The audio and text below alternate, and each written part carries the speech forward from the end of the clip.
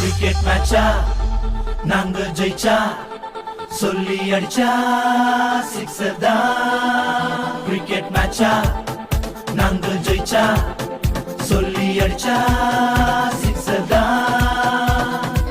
வெற்றி எந்தன் பக்கம் என்னாலும் இயேசுவோடு இருப்பதாலே.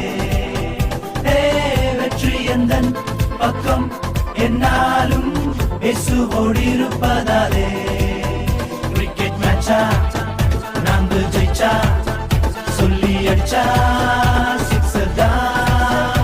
கிரிக்கெட் மேட்சா நாங்க ஜெயிச்சா சொல்லி அடிச்சா